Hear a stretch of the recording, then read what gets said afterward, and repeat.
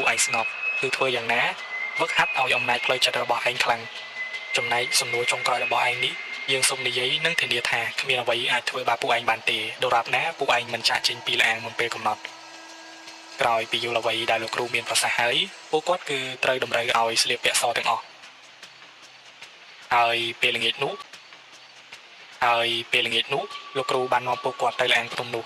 នៅម៉ោងប្រហែលជា4ល្ងាចដោយពួកគាត់កាន់នៅចន្លោះដែលមិនទាន់ឆេះទៅម្នាក់មួយ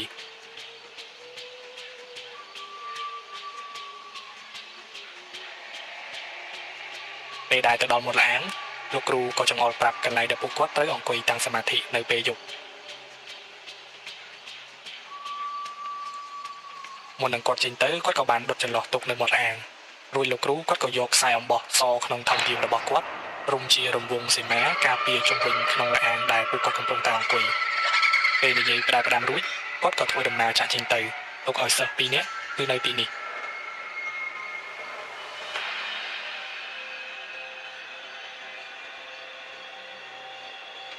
នៅក្នុងយប់នោះពួកគាត់ទាំងពីរប្រាប់ថានៅក្នុងឡាននេះត្រជាក់ខ្លាំងណាស់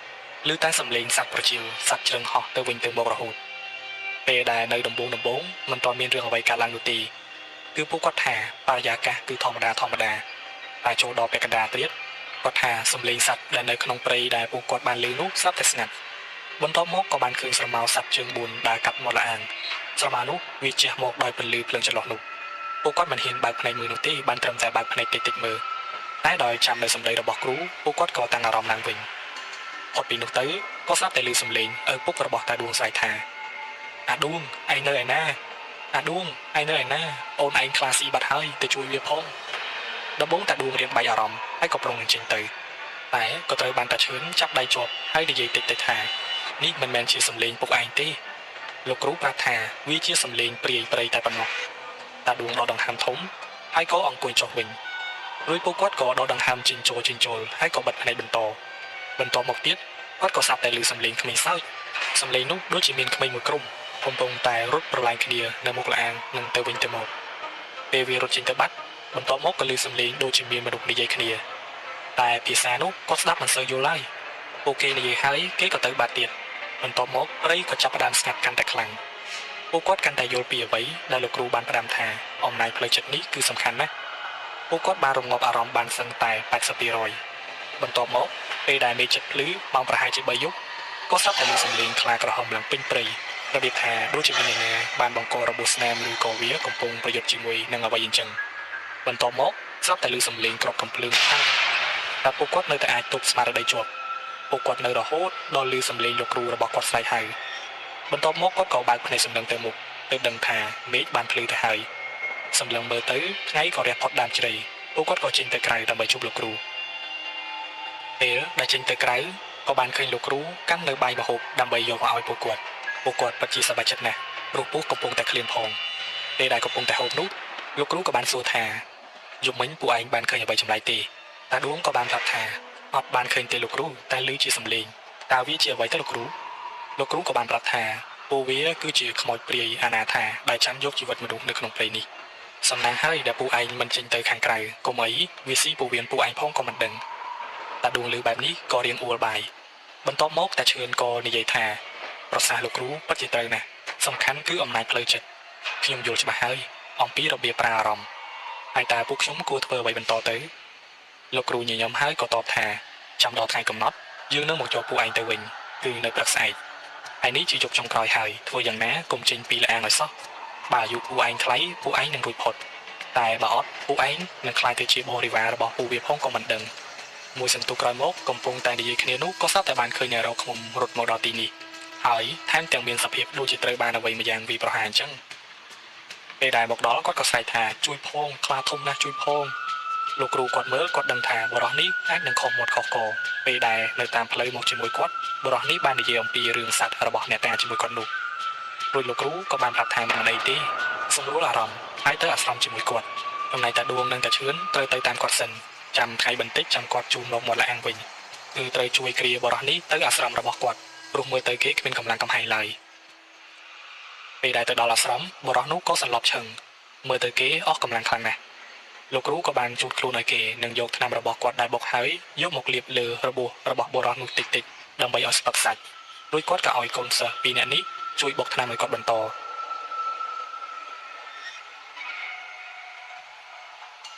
ពេលដែលបរិះនោះដឹងខ្លួនឡើងមានកម្លាំងតិចតិចលោកគ្រូក៏បញ្ច្រកទឹកឲ្យគេផឹករួចគាត់ក៏សួរថាតើមានរឿងអ្វីកើតឡើងហេតុអ្វីបានជាមានសភាពបែបនេះគឺគាត់សួរបញ្ជាក់ទៅកាន់បរិះនោះដើម្បីឲ្យដឹងរឿងកាន់តែច្បាស់បរិះនោះក៏បានប្រាប់ថាជុំវិញគាត់កំពុងតែដេកនៅលើថ្នាក់ព្រោះអីគាត់នៅដល់រៀងយប់ពេកគាត់មិនអាចត្រឡប់ទៅកន្លែងរទេះគោបានទេតែមុននឹងមកគាត់បានចងគោរបស់គាត់នៅក្បែរមាត់ផ្លូវដែរព្រោះនៅទីនោះមានប្រភពទឹកមានអីអាចឲ្យគាត់ចងគោនៅបានប្រមាណថ្ងៃទើបគាត់មិនសូវបារម្ភ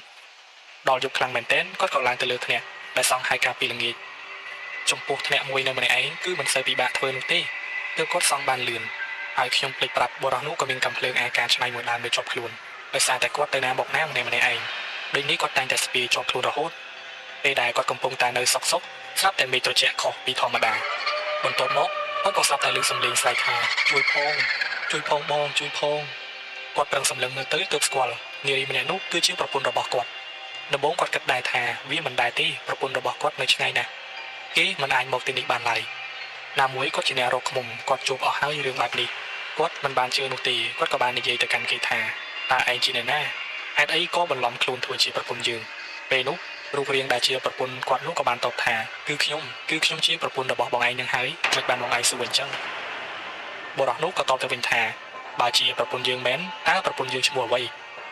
ពេលនោះវាក៏ឈប់និយាយនិងទម្លាក់ទឹកមុខនិងសម្លឹងមកគាត់ដោយកំហឹងហើយក៏ប្រែខ្លួនខ្លាចទៅជាសត្វខ្លាមួយក្បាលយ៉ាងធំពេលនោះវាក៏បានដើរក្រឡឹងដើមឈើដែលគាត់នៅមុខជុំគាត់សម្លឹងមើលយូរទៅដឹងថាវាជាអាខ្លាកន្ទុយខ្លីនោះវាបំរុងនឹងឡើងមកខាងលើដើមឈើដែរតែក៏ត្រូវបានគាត់បាញ់មួយគ្រាប់ចំខ្លួនរបស់វាក៏ថយក្រោយបន្តិចហើយក៏ដើរចូលទៅក្នុងកំពូលព្រៃវិញបាត់គាត់ពិតជាឆ្ងល់ណាស់ម្លេចបានជាវាទៅវិញអញ្ចឹងគាត់ក៏ផ្អែកខ្លួនទៅដើមឈើទាំងបែកញើសប៉ិនក្របពោតព្រោះគាត់ភ័យពេកបន្ទាប់មកគាត់ក៏ចាំមើលថាវាត្រឡប់មកវិញឬក៏អត់តែដូចជាមិនបានឃើញវាត្រឡប់មកវិញនោះទេគាត់ចាំរហូតដល់ម៉ោង3រំលងអាត្រាតរហូតគាត់ងងុយគេងពេកគាត់ក៏ចូលទៅគេងលុះរហូតដល់ព្រឹកឡើងថ្ងៃរះមកគាត់ក៏ក្រោករៀងយឺតបន្តិចដោយសារតែការពីយប់គាត់មិនបានដេកពេញភ្នែកនោះទេក្រោយមកគាត់សម្លឹងមើលទៅទស្សនវិជ្ជាជុំវិញខ្លួនដូចជាមិនមានរឿងអ្វីចម្លែកឡើយរួចគាត់ក៏ចុះមកខាងក្រោមដើម្បីមើលអីវ៉ាន់របស់គាត់ចង់ដឹងថាមានខូចខាតអ្វីឬក៏អត់ព្រោះការពីយប់មិញអាខ្លាមួយក្បាលនោះវារត់ជន់ឡើងពេញនឹងមិនដឹងថាវាជន់ប៉ះអ្វីខ្លះនោះទេមិនស្រួលក្រពុកទឹកខ្មុំគាត់អស់ទៀតពេលដែលគាត់កំពុងតែដើរប្រមូលអីវ៉ាន់នោះស្រាប់តែឮសំឡេងក្រហមគាត់ដឹងច្បាស់ណាស់ប្រកាសជាវាចាំវាប្រហារគាត់ពេលដែលគាត់ភ្លេចខ្លួនគាត់ក៏ស្ទុះមួយទំហឹងដើម្បីឡើងទៅលើដើមឈើវិញតែក៏ត្រូវបានខ្លាមួយក្បាលនោះទះគាត់ឡើងធ្លាក់មកខាងក្រោមគាត់ក៏ព្យាយាមរត់តែកំឡុងពេលរត់នោះគាត់ត្រូវបានវាទះត្រូវមួយដៃទៀតធ្វើឲ្យគាត់ដួលគាត់សម្លឹងឃើញឈើស្រួចមួយដើមនៅជិតខ្លួនគាត់ក៏ស្ទុះទៅទាញវាដើម្បីតតាំងជាមួយខ្លានោះបើតាមគាត់និយាយមើលទៅវាដូចជាខ្លាចគាត់វិញព្រោះអីធម្មតាព្រាយខ្លាឬក៏ខ្លារបស់អ្នកតាពេលថ្ងៃវាមិនមានរត់នោះទេទើបបានជាវាដកថយគាត់និយាយបែបនេះគឺនៅពេលដែលគាត់លើកឈើស្រួចមកវាក៏ក្រហមតិចហើយវាក៏រត់បោកក្រោយទៅបាត់មិនដឹងថាវារត់ទៅណានោះទេព្រោះវារត់លឿនណាស់វាហក់ឡើងថ្មហើយក៏ទៅបាត់លោកគ្រូក្រោយពីស្ដាប់រឿងនេះគាត់ដឹងថាមកពីអាយុរបស់បុរសម្នាក់នេះមិនទាន់អស់ណាមួយគាត់ជាមនុស្សល្អផងបើសិនជាគាត់ជាមនុស្សចិត្តអាក្រក់មិនមែនគាត់ឲ្យលោកគ្រូជិះរទេះគោមកជាមួយនឹងរៀបបាយរៀបអីឲ្យគាត់ហូបនោះទេទេវតាតាមថែតែមនុស្សល្អតែប៉ុណ្ណោះពេលនោះលោកគ្រូក៏បានប្រាប់ថាមិនអីទេចាំស្រួលខ្លួនចាំត្រឡប់ទៅវិញព្រោះគោរបស់លោកប្អូនឯងក៏វាមិនបានបាត់ទៅណាដែរដេកនៅទីនេះមួយយប់សិនទៅចាំស្អែកចាំខ្ញុំជូនទៅកន្លែងដៃវ៉ាន់វិញគាត់គឺចង់សម្ដៅទៅកន្លែងធ្នាក់នោះឯងលុះរហូតដល់ម៉ោង3ជាងលោកគ្រូក៏នាំតាដួងនិងតាឈឿនទៅកន្លែងលាងវិញដើម្បីសមាធិបន្តនៅយប់ទី2នោះមិនសូវជាមានបញ្ហារឿងបាយអារម្មណ៍ឡើយដោយសារតែបានការណែនាំពីលោកគ្រូកាលពីថ្ងៃនិងគាត់បានប្រាប់ពីបាលីគាថាប៉ុន្មានម៉ាត់មកកាន់ពួកគាត់ពេលដែលជួបគ្រោះថ្នាក់អាសន្នខ្លាំងគឺត្រូវតែសូត្រវាគាត់ថាដូចសពមួយដងនៅក្នុងលាងពេលយប់ឬតែសំឡេងសត្វប្រជៀវហោះនិងសំឡេងសត្វមួយចំនួនដែលបានដើរកាត់មុខលាងនោះបងប្អូនសាកសម័យរូបភាពក្មេងជំទង់2នាក់មកអង្គុយក្នុងលាងភ្នំដោយមានពន្លឺភ្លើងចន្លោះជុំវិញវាពិតជាគួរឲ្យព្រឺឆ្អឹងខ្នងខ្លាំងណាស់គាត់ថាមួយសន្ទុះក្រោយមកក៏ស្រាប់តែឮសំឡេងដូចជាមានអ្វីលូតនៅមុខលាងពេលដែលគាត់បើកភ្នែកមើលតិចតិចគាត់ថាវាដូចជាបាវចោកស្រូវអញ្ចឹងវាលោតផ្លោកនៅខាងមុខលាង ពេលដែលវាទៅផុតគាត់ថាក៏ស្រាប់តែឮសំឡេងខ្លាការពីយប់មិញក៏ហឹមដដែល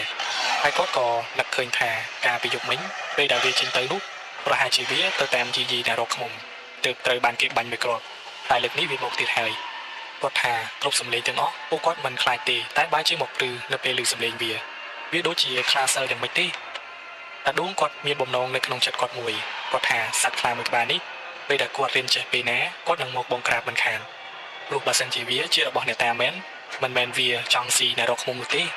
ច្បាស់ណាស់ពីមុនវាប្រកាសជាធ្លាប់ស៊ីសាកសពមនុស្សឬក៏ខំអ្នកណាម្នាក់ចេះជាមិនខានព្រោះប្រភេទព្រាយខ្លានេះឪពុករបស់គាត់ក៏ធ្លាប់ប្រាប់ការពីគាត់នៅផ្ទះដែរគឺវាបែបនេះឯងគាត់បាននិយាយបន្តថាបន្ទាប់ពីវាឈប់ក្រហមវាក៏ធ្វើជាសំឡេងដូចជាអ្នករកឃុំម្នាក់នោះអញ្ចឹងហើយវាស្រែកមកថាអាប្អូនពីរនាក់នៅខាងក្នុងពួកឯងចេញមកខាងក្រៅបន្តិចមកលោកគ្រូរបស់ឯងខ្លាចខំបាត់ហើយចេញមកយើងតទល់ជាមួយវាមិនឈ្នះទេតែវាមិនដឹងទេថាក្មេងវ័យជំទង់ពីរនាក់នេះឆ្លាតណាស់គេដឹងយ៉ាងច្បាស់ថាសំឡេងនោះជារបស់អ្នកណាពួកគាត់ទ្រាំស្ដាប់មិនឆ្លើយរហូតដល់ថ្ងៃរះផុតចុងដើមជ្រៃទើបពួកគាត់បើកភ្នែកពេលដែលគាត់បើកភ្នែកគាត់ពិតជាភ្ញាក់ផ្អើលជាខ្លាំងព្រោះនៅនឹងមុខពួកគាត់មានគម្ពីរបុរាណនៅនឹងមុខម្នាក់មួយពួកគាត់ក៏សម្លឹងមើលមុខគ្នាហើយក៏ចាប់កាន់ដើរសម្ដៅមកខាងក្រៅគិតថានឹងយករឿងនេះទៅសួរលោកគ្រូព្រោះខ្លាចពេលដែលពួកគាត់កំពុងសមាធិនោះលោកគ្រូយកវាមកដាក់នៅនឹងមុខពួកគាត់ពេលដែលចេញមកខាងក្រៅគាត់ក៏បានជួបលោកគ្រូនៅក្បែរដើមជ្រៃនោះគាត់កំពុងរៀបចំបាយឲ្យសិស្សតាឈឿនគាត់ក៏ទៅជួយលោកគ្រូភ្លាមពេលដែលកំពុងហូបបាយជុំគ្នានោះពួកគាត់ក៏សួរទៅកាន់លោកគ្រូថាលោកគ្រូតើគម្ពីរនេះលោកគ្រូជាអ្នកយកមកឲ្យពួកខ្ញុំមែនទេហេតុអ្វីមិនចាំតែដល់អាស្រមទៅលោកគ្រូញញឹមហើយក៏សម្លឹងទៅមើលមាត់អាងនោះគាត់ក៏និយាយតិចថាលោកគ្រូជាអ្នកយកទៅដាក់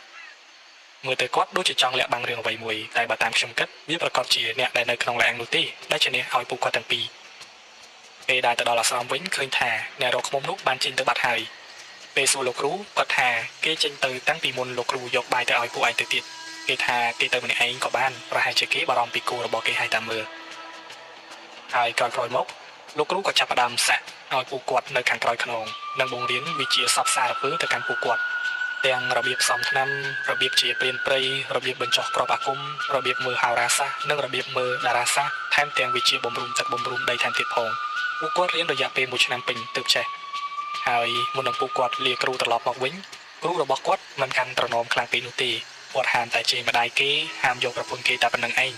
ព្រោះគាត់ស្គាល់ចរិតកូនសិស្សពីរនាក់នេះច្បាស់ណាស់គេមិនប្រេះផ្ដាស់ឡើយដែល5រួចពួកគាត់ក៏ធ្វើដំណើរចុះពីលើភ្នំដើម្បីទៅផ្ទះ